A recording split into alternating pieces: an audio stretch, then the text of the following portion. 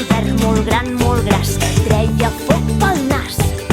Menjava tot el que tenia al davant, anava als camps, també als horts, adéu, cebes i cols. La gent del poble cridava: Sant Jordi, vine aviat.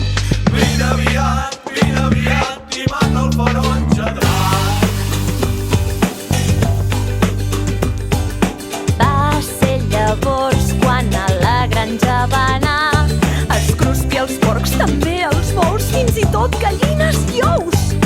Ja no queden verduretes ni animals, fan un sorteig, les mans al cap, a la princesa ha tocat.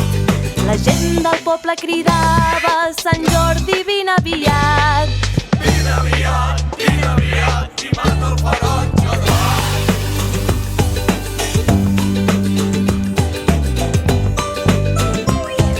Què dius? Que m'ha tocat a mi? Ai, quina por! Ui, mira el drac! Ai, sí que és verd, i gran, i gras! Ai, quina pudor li fa la Claire! Ai, que algú m'ajudi, sisplau! Socors! Socors!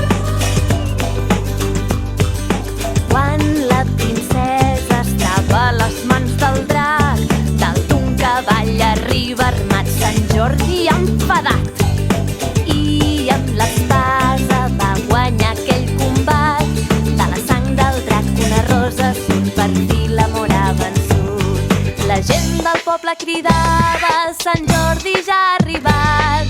Ja ha arribat, i ha matat el drac.